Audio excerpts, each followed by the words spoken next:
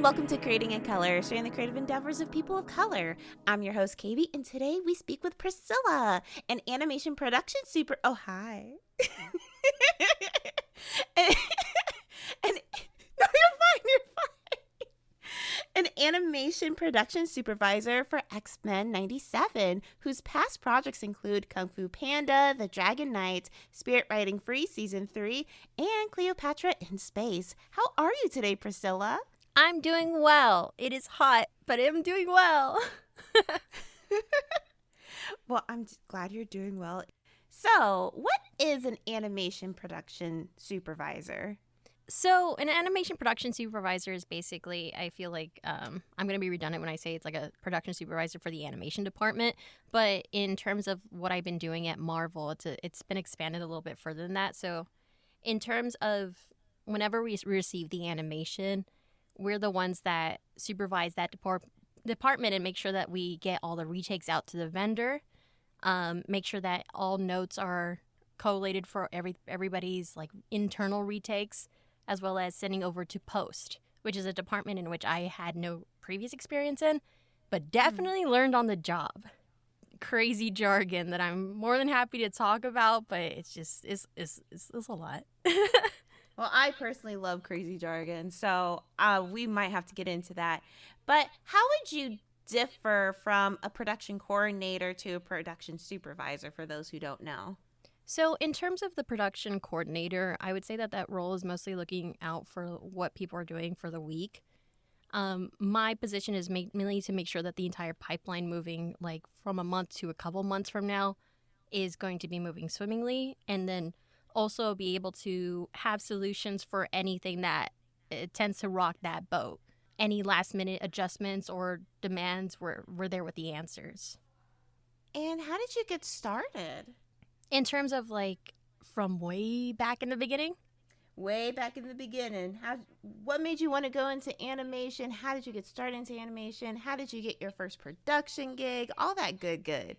So I was born. Okay, well. No, I realized at a very early age, around like 15, 16, that my fixation was very much animation, and mostly like TV and not necessarily filmed, but just being in that department. So I ended up gearing my interest in going to a high school that had like a very good film department so I can learn more about the terminology and whatnot. And then eventually going into a college where I went into the art department to eventually get into that animation track. So that's basically how it got started. But in order to really kickstart off my career, I had to start off as an artist, which is I feel like kind of a norm and regular story. But then I realized really quick that I don't like drawing for other people. And I would rather help the people who actually want to do that for a living get across that finish line. It's, thank you, college, for making me realize that I don't like doing assignments and I want to draw and do my own thing on the side, you know? Thank you, college. Thank you, college. I still got my degree in animation and art, so I'm always an art major at heart. However, I am production in brain, so that's usually how it works out. So my professor, Mark Farquhar at CSUN, he introduced me to Dave Wong, who was currently working as like a production, I believe, manager at DreamWorks, and so I met with him. And it was kind of embarrassing because I had like a really weird cough that day, so I was asking him questions and try not to die. And I got a lot of valuable information to a point where like eventually I was able to get an internship at DreamWorks. Oh, what did you intern on, if I may ask? I was an HR events intern, so I wasn't even on any production per se. It's like that one SpongeBob episode where it's like, this is not my home. This girl's not. Yeah, so I was watching all the other like interns of that year who were in productions actually do their thing. However, like Rachel Campanella from HR events was kind enough for me to like both. Once I was done with my task, I could meet with actual like the productions on that side, where I eventually got more and more knowledge in what used to be called like Shotgun, which is Shot Grid, which is now Flow. That doesn't work. What? Yeah. Why? I I'm sorry. I mean, I'm hosting. Continue. Yeah, it's a whole thing. Where I met up with like the line producer for Kipo, and I met up with people on Julian, King Julian, Captain Underpants, and I ended up just gathering as much information I could before I could basically, the internship was over. So yeah, so that's how I basically got my start in like that kind of path. But the story keeps going on, if that's okay, in terms of like how I got to this specific position. Sure. So then afterwards, in terms of like, I was unemployed for 6 months, which is not too crazy as somebody who just leaves college, but I was very annoying to the HR hiring at DreamWorks. I was knocking at their door like, hey guys, I just interviewed. Give me the results, please. Mm-hmm. And then a week would go by. I'm like, hello, it's me again. Guess what? I still want a job. And eventually they got so tired of me, they put me in a job on Cleopatra in Space, which is probably one of the best and worst experiences in terms of first time work, but I was able to absorb so much information there that like I was able to rise through the ranks pretty quick within the year and a half that I was at DreamWorks. And basically that's where I became a production coordinator for a couple of years, was able to be on Spirit, was able to go on to Kung-fu Panda, Dragon Knight, and eventually found that I wanted to explore my other options in terms of like, will I make it if I jump to like different studios? Turns out I can. It's really hard, but I can. I got an offer in terms of like for an interview on Instagram more than anything for this job at Marvel, for Marvel Animation, the new animation studio, which is both exciting but also kind of nerve-wracking in terms of wondering how the pipeline is going to be run. I got warnings here and there, be like, I don't know if you want to do that. But I'm like too stubborn to really back down from a challenge. It ended up working out.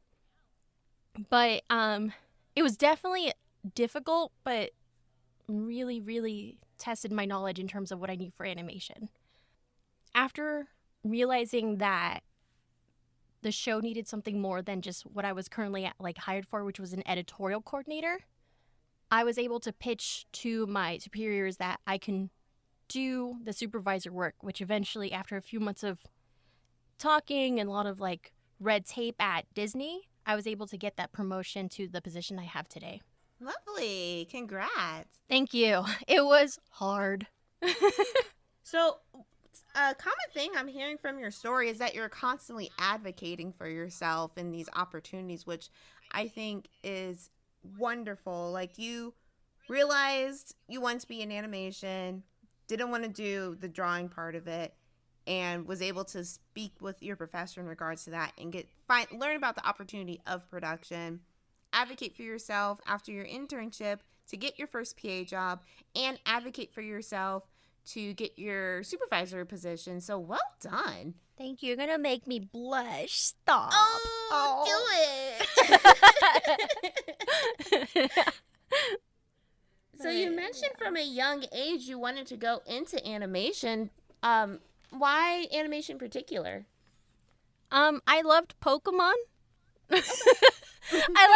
I really liked Pokemon. I loved Adventure Time. Was absolutely obsessed with it, and just anything that could. I feel like this often gets repeated, but anything that tells a very interesting story and explores the medium of animation, I'm in love with. Ugh, Pinocchio, crazy. Ugh. You're talking about the Pauly Shore Pinocchio, right? Oh, you stop. It's me. Pinocchio.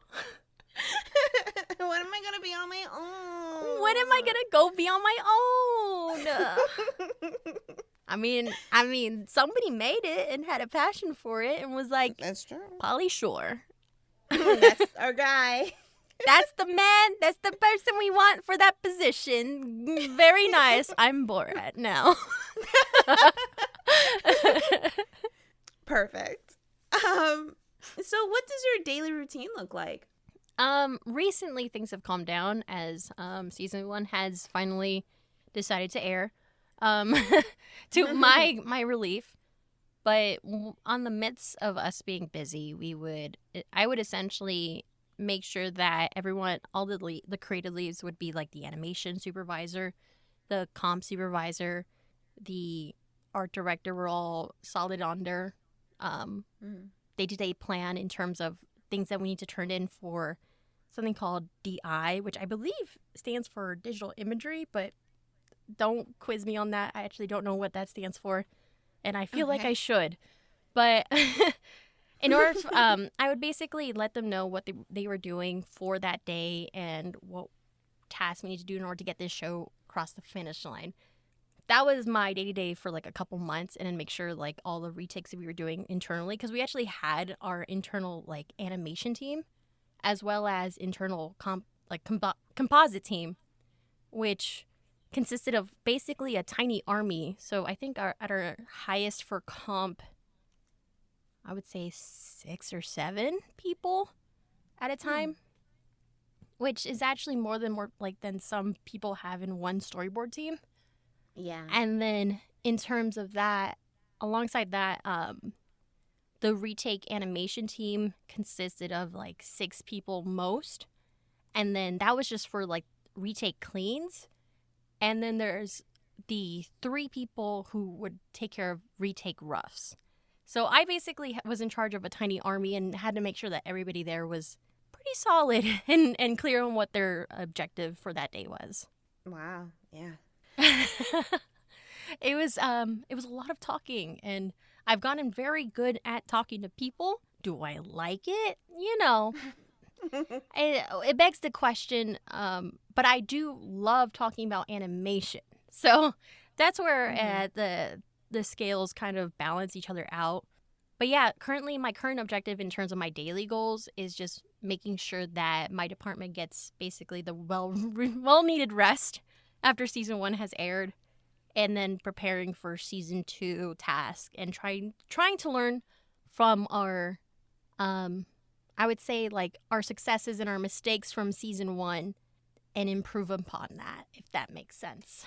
What are some specific roadblocks you try to watch out for? If we're speaking candidly, I always tell people to watch out for productions in which they say that they're expecting essentially what would be animation film quality, but they have a TV schedule and budget. Mm-hmm. So that kind of like that terminology is something I always keep an eye on. I lucked out here on X-Men mostly because it was both basically like feature level animation, but the budget was much higher than expected. And you can kind of like pinpoint that kind of terminology in interviews. But there's like this one show in which I was like interviewing for before I got into X-Men, in which I was able to get to the second round, but then I realized quickly enough that the idea of burnout was a norm, where they told me that 40 hours a week was a minimum. Oh, no. Yeah, I feel like that's like that one's an easy roadblock to kind of be like, whoa, perhaps I don't want that. But whenever, especially with the industry that we have now, it's work out there is kind of scarce, but then it's kind of, you have to figure out like, do I want to balance my mental health versus do I want to be employed and eventually maybe bounce or something? That's where I would say that is the challenging part of essentially being in this industry, is the balance of work life. Yeah, that's true. Well, how do you find a balance? Recently, I've been able to balance it a little bit more because I moved in with my fiance. Oh, that's nice. So now I'm able to really schedule things out, because there would be like a lot of times in which I would have to work really late and be like, I can't see you because I'm still working. I'm like, because I became a supervisor, I was able to turn to like a salary kind of budget, which was good because money, but bad because of the expectations and time that are essentially set up with the idea of that role, which I'm trying to break out of. by setting up those kind of expectations of like, I work 9 to 6. Please, if anything happens after hours, that is tomorrow's problem. However, things don't always work out that way. But in order for me to actually like balance that out, I've been trying my best to do that. Well, good. I'm rooting for you. Thank you. I'm trying really hard. What support software or resources do you use or recommend for someone trying to break in? I am, if you're looking into trying to become a production supervisor or actually just be in production in general, I'd recommend learning both FileMaker as well as ShotGrid, which is now known as Flow. They rebranded for cloud purposes, I believe. But I'm going to keep saying ShotGrid because that's currently what everybody knows it as. So those are the two main softwares. Like I believe FileMaker's used at Nickelodeon and some, perhaps even Cartoon Network. I believe I'm unsure currently because I think they merged. Film Roman too, I think. Oh, I didn't know that. I didn't even know they were still around. I don't know if they're still around, but back in the day when I was there, I had to learn FileMaker. Yeah, so FileMaker is still used, I believe, and then ShotGrid is the other alternative. Like with Disney themselves, I believe I've heard has their own like version of ShotGrid in which they've tweaked it enough that it's basically a different program. Don't exactly quote me on that, but I know they have some sort of file making program. So learn a file like sorting program and get really good at it. To the point where, at least for me, I've kind of set up my kind of ShotGrid in a sense of being able to create. On my production, I created all the task templates and all the tasks for basically every shot that we currently have. And people ask me questions on it, and I can decide whether or not I want to do their change or do their like recommendation. So it's weird. It's a weird power to have. I'm like, you guys are asking me questions? That's crazy. Anyways, no. It's like, I hear you, but no, we're not changing it to that. But yeah, so learning some sort of program like that, the common ones are learn Excel or Google Sheets, learn how to make calendar invites, as well as learn how to do cool things on Zoom because people like that, or Google Meets, at least in my experience. Nice, thank you. I'm using Outlook right now, which makes me cry. Because you did so many scratch records, you've gotten into voice acting. Mind discussing that a little bit more? Like, what is scratch records, and how did this inspire you to start submitting for auditions? So scratch records are basically the recording, at least in terms of like what we were using it for, the recording that's being used as reference for the storyboard artist, as well as, hopefully not, as late as for animation and lit flap. So our team would often have like kind of a back and forth on line rewrites, which would allow our production team or even get a paid professional actor to actually do the scratch, but that was not the most cost efficient. So our team is very specialized in doing some sort of character scratch, and so I would do a lot of scratch for Jubilee. So this recently released. So the 4th episode has a lot of Jubilee in it. There's like a whole episode centered around her.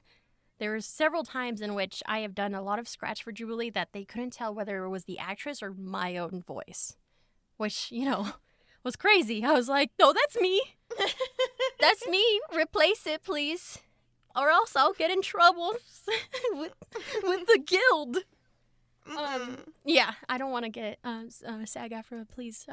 It's none of it's me, please.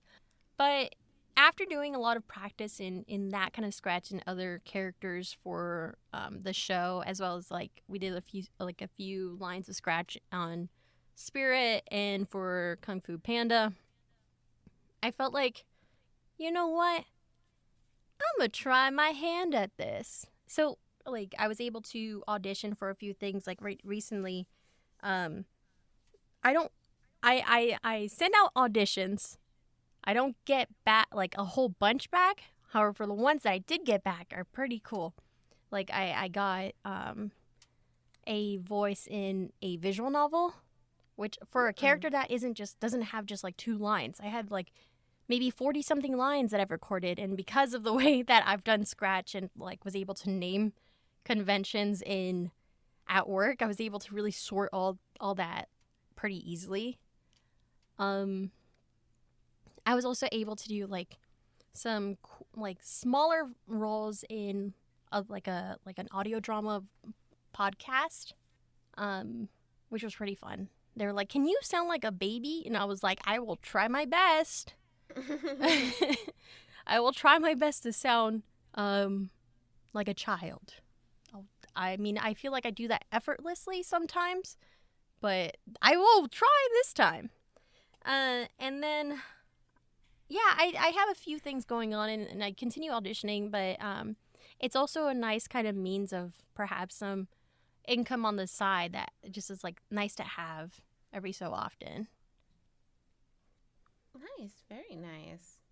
We love that. You do have a very lovely speaking voice, so this is perfect. That's because I speak good right now. I've gotten better at enunciating because sometimes I just I've realized that when I've been like trying to teach some people, at least at work, how to do some roles in essentially like I was training like my replacement at work as well. I would speak a little fast when I knew what I was talking about, and then also be a mumble mouther. If I think that's what it's called, mumble mouth. Yeah, I think. Sounds about right. So I've gotten a little better. I see. Okay. Priscilla, Kaybe, what was your upbringing like? So it's all started with my parents. I would say that I fortunately was very lucky that my parents had immigrated from their Central American countries into California, which helped me kind of grow that love for film and TV and whatnot. My parents were often just busy working, and I was raised by my grandparents, which would often let me watch a lot of TV. I don't know if that's evident.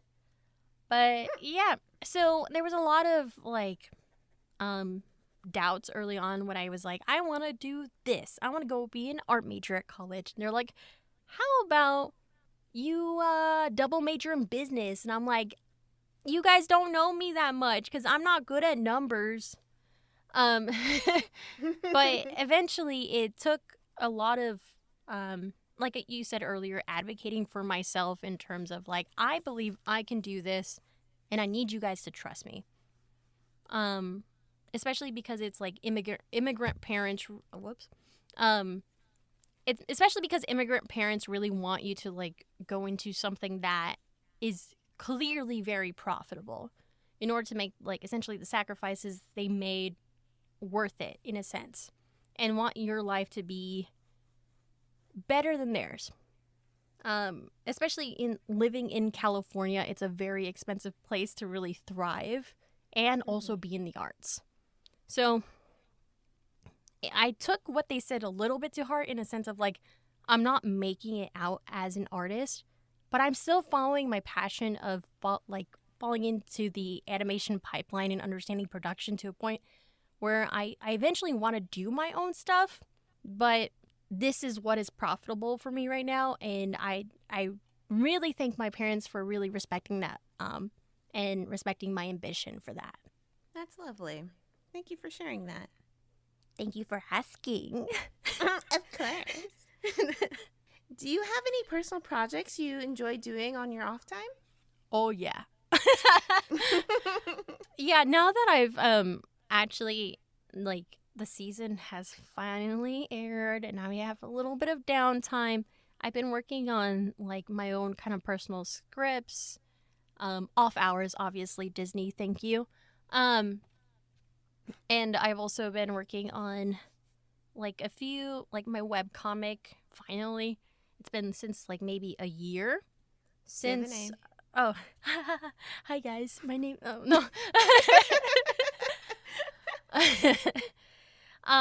Yeah, so I've been working on my webcomic. It's called Life as I Know It. The I is like an eyeball because the main character is a Cyclops. And it's just, there's a lot of things that I've been writing and then sketching and doodling over like the course of my entire career. But it's not something that I necessarily wanted to be published at any big studio. Except perhaps maybe the side project I'm working on that I'm hoping to pitch to a studio eventually. If not, perhaps like maybe in like a year or two, you might see like a Kickstarter or something. If I'm able to actually get that far. So I feel like maybe a little bit later I might discuss the actual name of that, but I'm trying to keep my own little secrets, you know. Yeah. Keep it a secret. Keep it in your pocket for now. But Life as I Know It is currently on Webtoon, and I swear I'm going to update it. Yeah, hold me accountable. Thank you. Yeah, thank you. And what do you feel are the next steps in your journey? It's something that's very interesting to me since it's something that isn't concrete or clear. It feels as though the next step for me should be going to maybe like a production manager role or going to become a line producer, which is something that people have said I could be really good at. However, I've also, because of the like artist at heart, I want to figure out how to eventually become a showrunner and how to get to that path. It feels like ever since like I started my career, saying that has been seen as something as naive and isn't like, oh, you don't know how hard that is. I've seen how hard it is. I appreciate the actual like journey it takes to get there, but the path in which is a little unclear, especially that I started in production. Normally, some showrunners are either writers or directors, or at least start off that way, or even like character designers I've seen as well. But yeah, it's still a mystery to me to how I can actually get there. But it's exciting. I may dabble in being a line producer here and there. A dabble. Yeah, I'm gonna be a producer. No. If I can figure out how to actually achieve that, then I think I'll be like, I made it. You know? Yeah. I believe in you. Thank you. Okay. Now is the time for rapid questions, where I'll ask you just a series of questions and you answer them as quickly as possible. Are you ready? I will try my best.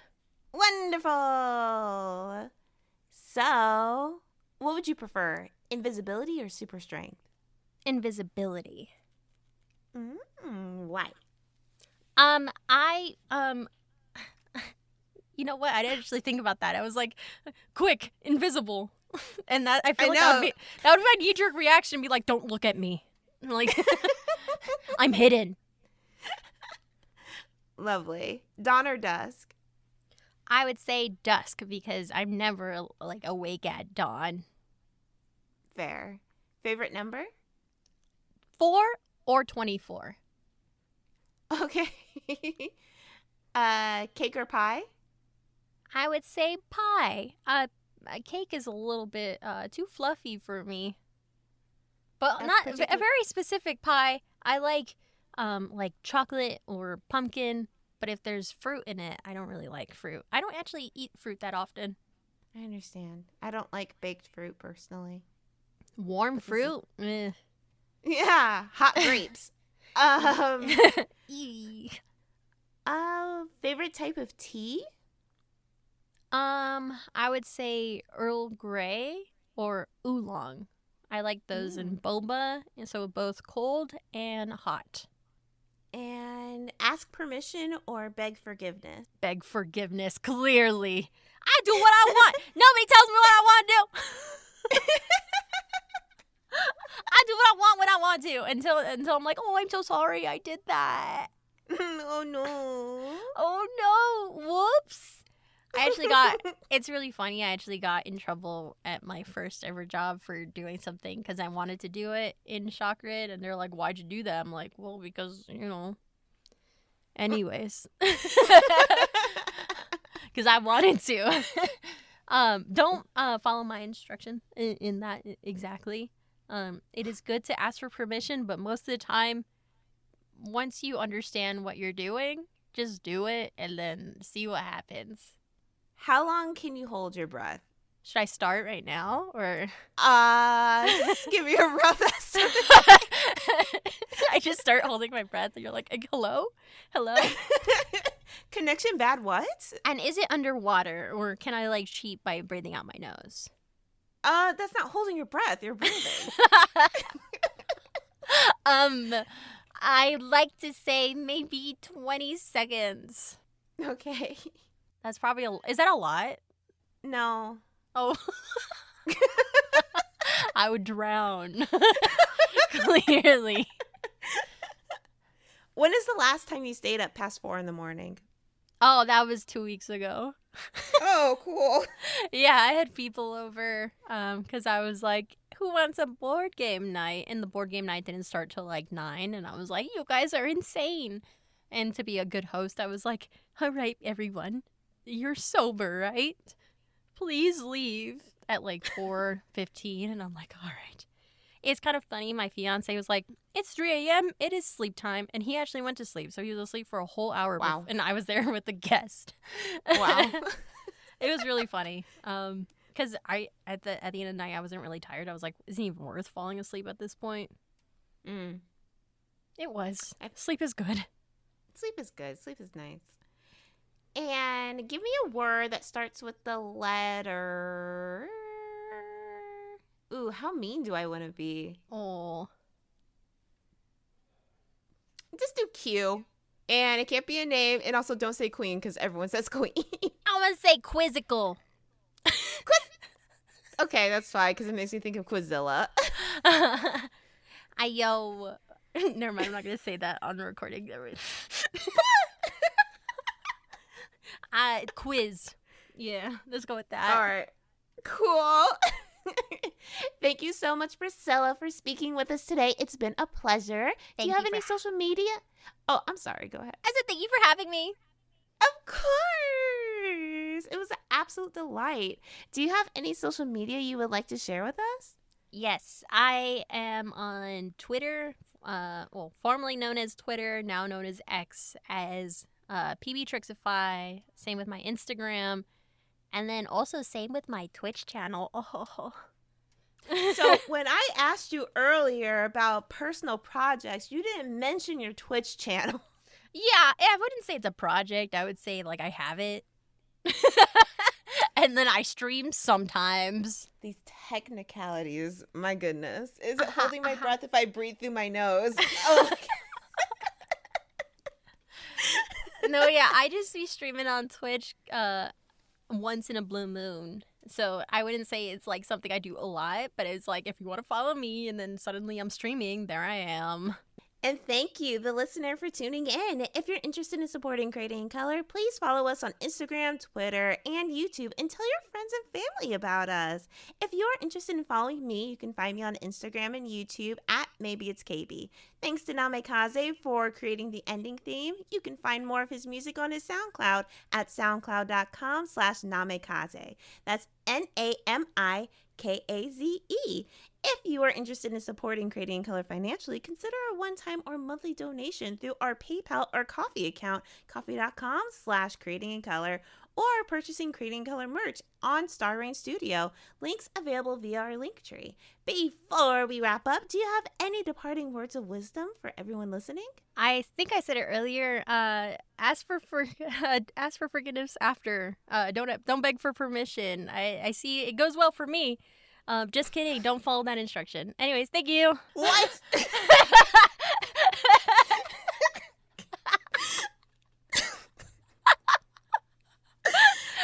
Thanks so much. This has been Creating in Color. Keep striving, keep trying, keep creating. Bye. You're breaking me.